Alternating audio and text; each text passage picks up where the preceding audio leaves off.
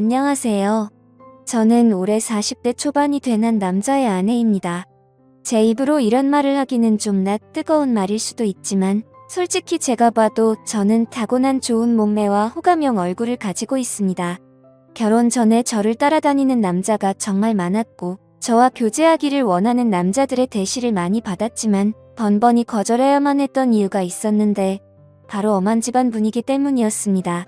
항상 집에 일찍 들어가야만 했기 때문에 남자와 교제할 만한 시간이 별로 없었고 그러다가 제가 21살이 되면서 지금의 남편을 만나게 됐습니다. 처음에 이 남자를 만났을 때는 제가 연애를 하고 있다는 사실을 집안에 비밀로 했고 어느 순간 결혼할 때가 되어서는 집안의 엄청난 반대에도 불구하고 제가 너무나도 사랑하는 사람이기에 결혼을 하게 되었습니다.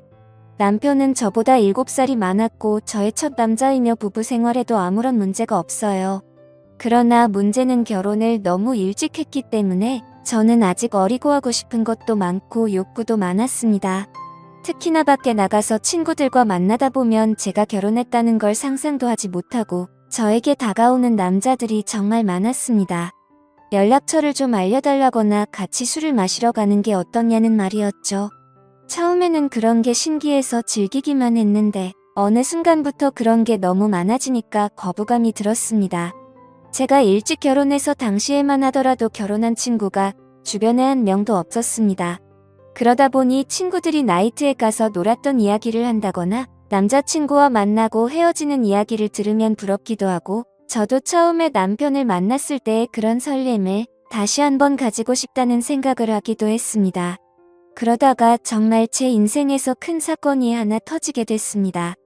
3년간 남편만 보고 살았던 저에게 한 번의 외도로 인해 저의 인생이 180도 달라지게 됐습니다. 정말 의도적으로 바람을 피운 것은 아닙니다.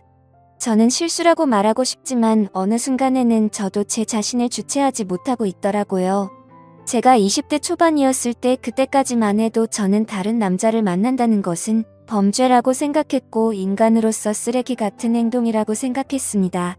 그날도 여느 때와 다름없이 퇴근하는 남편을 위해 요리를 하고 있었어요. 현관문 열리는 소리에 남편을 맞이하러 달려나가니 울상을 짚고 들어와 한숨을 쉬는 남편에게 놀라서 물어봤습니다. 자기야, 무슨 일 있어? 아, 속상해. 오늘 휴대폰을 잃어버렸지 뭐야. 그 휴대폰은 산지 얼마 안 되었고 할부도 아직 많이 남아있는 상태였습니다. 저는 아쉽지만 그냥 잊어버리라고 얼마나 정신없게 일했으면 휴대폰을 다 잃어버리냐고 남편의 엉덩이를 토닥여주고 다시 하나 더 사면 된다고 위로했습니다. 그런데 문제는 그 다음 날에 남편 번호로 저에게 전화가 왔어요. 여보세요? 저희 가게에 휴대폰 맡기고 가신 가족분 되시나요? 네, 누구시죠? 어제 가게에 방문한 손님이 휴대폰을 맡기고 술을 20만 원어치 먹었는데 계산도 안 하고 휴대폰을 찾아가지 않으셔서요. 여기 저장된 번호로 연락해봤어요. 저는 처음에 그 말을 듣고 남편을 의심했지만 그럴 리가 없다고 생각했기 때문에 알아보니까 누군가 휴대폰을 주워서 가게에 맡기고 외상으로 술을 먹은 것이었습니다. 가게 주인은 휴대폰을 찾아가려면 술값을 가지고 술집으로 오라는 말을 했습니다. 돈은 아깝지만 그래도 남편이 알면 좋아할 거라는 생각으로 약속한 시간에 맞춰 택시를 타고 술집을 찾아갔습니다. 그때 시간이 오후 5시 정도였는데 제가 갔을 때 그곳은 이제 막 가게를 오픈하고 있었어요.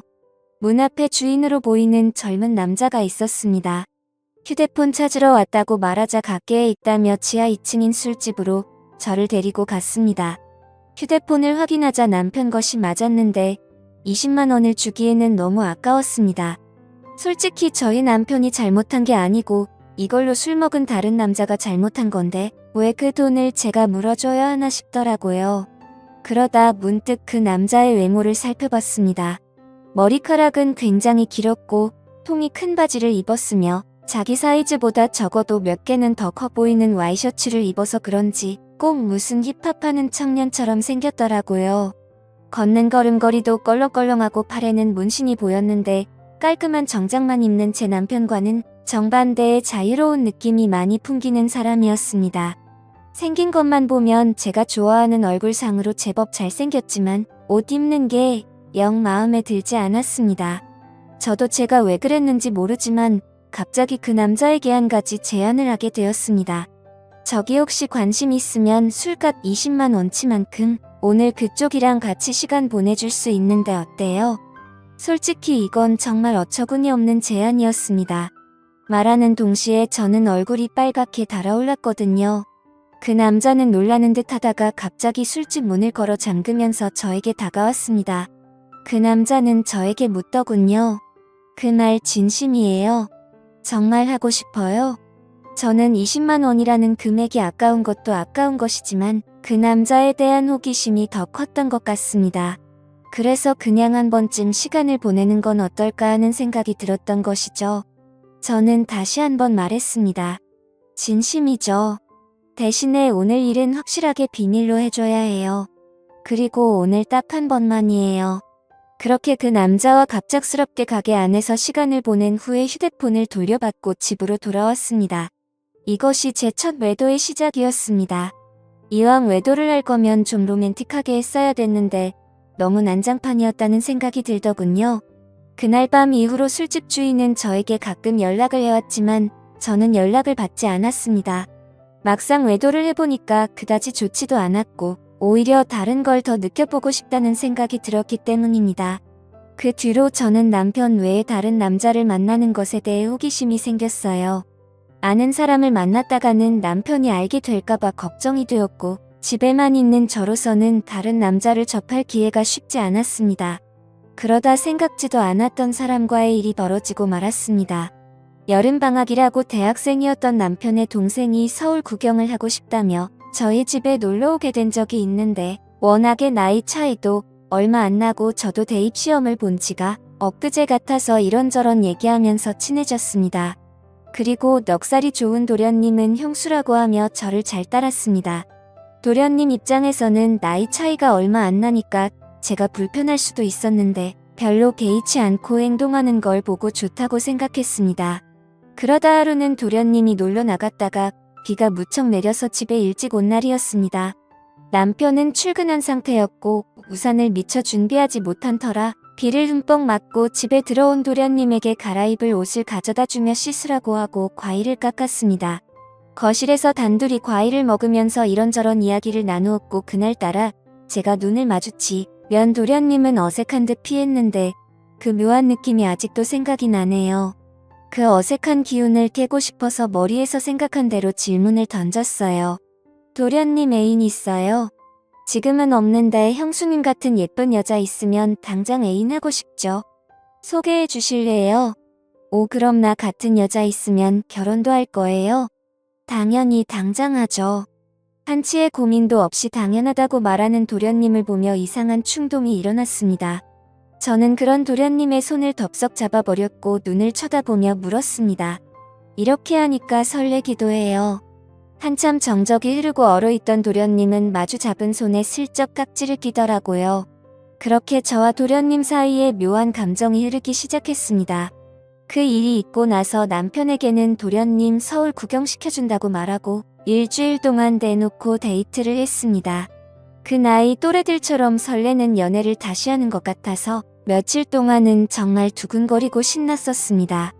하지만 그것도 역시나 오래가지는 못하더라고요. 일주일 후에 터미널에서 도련님을 보내고 나니 그 뜨거웠던 마음이 순식간에 식어버렸습니다. 몸이 멀어지니까 자연스럽게 마음도 멀어지게 된 것이고 계속해서 저를 달래주지 않으니 저도 흥미를 잃게 됐습니다. 그렇게 여름이 지나고 날씨는 조금씩 선선해지기 시작했습니다.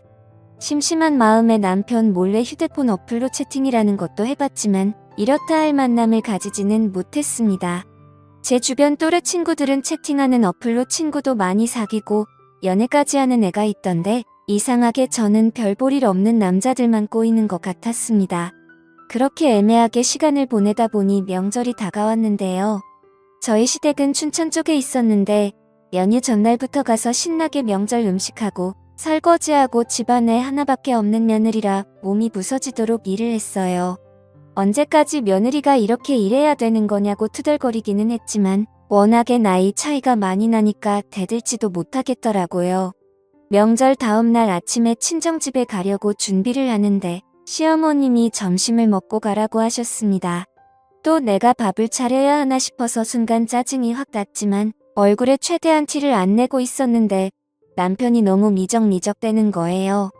빨리 준비하고 출발해야 하는데 준비를 하는 동안은 조금만 더 누워있다가 가면 안 되냐고 TV나 보고 앉아있고 정말 답답해 미치겠더라고요. 그래서 남편을 방으로 데리고 와서 밖에 들리지 않게 작은 소리로 말다툼을 했습니다. 우리 부모님도 나를 보고 싶어 한다고, 빨리 준비 안 하면 혼자서 가겠다고 말하면서 감정이 안 좋은 채로 친정집으로 향했습니다. 남편은 친정에서도 기분이 안 좋은 티를 숨기지 못했고 저는 그럴 거면 그냥 먼저 가라고 말했습니다. 화가 난 남편은 저녁에 볼 일이 있다고 하며 먼저 집에 올라간다고 하고 올라가 버렸습니다. 무슨 일이냐는 친정엄마의 물음에 별거 아니라고 대답하고 방에 들어와 혼자서 분을 삭히고 있었습니다. 저렇게 마누라를 배려하지 못하는 남자인 줄 몰랐는데 정말 충격적이었죠. 싸우느라 못 봤던 휴대폰을 열어 메시지를 확인해봤더니 초등학교 동창 중 한 명에게서 연락이 와 있었습니다. 동창회를 하니 꼭 나와달라는 문자였고 오늘은 술을 꼭 마셔야겠다는 생각에 서둘러 준비를 하고 초등학교 동창회에 나갔습니다. 그 자리에 나가니 이미 20명 정도가 모여 있었고 명절인데 다들 할 일도 없이 이렇게 나와서 놀고 있냐며 조상님도 없냐는 농담을 건넸습니다. 그러자 친구들은 요즘에 누가 조상님 챙기냐고 우리끼리 재미있게 잘 먹고 잘 살자면서 술이나 마시자고 하더라고요. 졸업하고도 연락을 하는 친구도 있었지만 졸업하고 나서 처음 보는 친구도 있었습니다. 그래도 초등학교 동창이라는 유대감이 있었기 때문에 편하게 대할 수 있었죠. 그 중에 눈에 띄는 친구가 한 명 있었는데 초등학교 때 어린 눈에도 도시아이처럼 깔끔했었던 제 짝꿍이었습니다. 그 아이는 피부도 하얗고 공부나 운동도 잘했기 때문에 어릴 적에 잠시나마 좋아했던 남자였어요. 제 기억상으로는 그 아이도 예뻤던 저를 좋아했었고 동네도 가까워서 자주 어울렸던 기억이 납니다. 문방구에서 같이 과자를 사 먹으면서 집에 같이 가기도 했었고 지금 생각하면 유치한 편지도 주고받았었는데 오랜만에 보니까 훨씬 더 반갑고 기분이 좋았습니다. 그 친구는 6학년 때 전학 가서 그 이후로는 처음 봤고 멀리서 봐도 어릴 적 그 모습이 상당히 많이 남아있어서 그때의 설렘이 새록새록 기억났습니다. 저는 반가워하며 그 친구 가까이 가서 말을 걸었어요. 어머 건우야. 어떻게 연락 한 번을 안 했어? 안 그래도 너 결혼했다는 말 들었는데 연락을 못 하겠더라. 그 친구와 계속해서 대화를 하면 할수록 저는 그에게 점점 빠져버리고 말았습니다. 제가 아마 결혼을 하지 않았다면 꼭 이런 남자와 연애를 했을 것 같다는 생각이 들 정도로 마음에 드는 친구였거든요. 이 친구랑 따로 나가서 술을 마시고 싶고 오늘 밤만이라도 짧게나마 설레는 감정을 느끼고 싶었지만 저는 결혼한 여자였고 그 아이가 저를 나쁜 여자로 볼까봐 신경이 쓰였어요. 술자리가 끝나갈 때쯤 애들은 하나둘씩 빠져나가기 시작했습니다. 저 역시 집에 가야 할 때가 왔어요. 제가 인사를 하고 나오자 그 남자도 따라 나왔고 택시를 잡으러 같이 걷기 시작했습니다. 슬며시 제 손을 잡아오는 그 남자를 쳐다보니 저를 보며 웃고 있더라고요. 오늘은 완전히 끝나버린 줄 알았던 설레는 감정이 다시 살아나기 시작했고 그렇게 손을 잡은 채로 저희는 한동안 말없이 걸었습니다. 우린 서로 끌어안다시피 해서 길을 걸었어요. 택시를 타면 금방 헤어질 것 같아 너무 아쉬워서 걸어서 집까지 갔습니다. 오랫동안 걷다가 도착한 저희 집 현관 앞에서 저를 물끄러미 쳐다보더니 제 볼에 뽀뽀를 하고는 부끄러운 듯 급하게 인사하며 뛰어갔습니다. 남편하고도 안 좋은 상황에서 그를 만난 건 정말 사막의 오아시스를 찾은 기분이었어요. 그 뒤로 저희는 종종 따로 만났고 제가 서울로 올라가서도 계속 연인으로 지냈습니다. 그러다 2년쯤 지났을 때 그 아이도 장가를 가게 되었고 그렇게 저희 둘의 만남은 끝이 나는 줄 알았습니다. 저도 중간중간에 다른 남자도 몇 번 만나봤고요. 하지만 정말 사랑이라 느낀 건 그 남자가 유일했던 것 같습니다. 우리는 결국 재회를 했고 40이 넘는 지금까지도 몰래 만나고 있습니다. 저의 두 번째 서방님이고 이제 더 이상의 다른 사랑은 원치 않고 두 남자만 바라보며 살아보려 합니다. 너무 어린 나이에 결혼을 한 게 문제인 걸까요? 저도 가끔씩 제가 왜 이러는지 모르겠지만 도저히 빠져나올 수가 없습니다. 솔직히 말하면 왜 빠져나와야 하는지 잘 모르겠습니다. 이렇게 어리고 아름다운 나이에 기억에 남는 연애도 못 해보고 결혼해서 답답하게 살다가 갈 바에는 이렇게 뜨겁게 사랑하는 게 더 남는 장사가 아니냐는 생각이 듭니다. 둘 중에 어떤 남자를 선택하고 싶지는 않아요. 상처 주는 여자가 되기는 싫거든요. 그냥 이렇게 두 남자를 바라보면서 사는 것도 충분히 가능해서 이렇게 살아가려고 하는데 무슨 큰 문제라도 되는 건 아니겠죠? 제 마음속에는 방이 2개이기 때문입니다. 오늘의 사연은 여기까지입니다.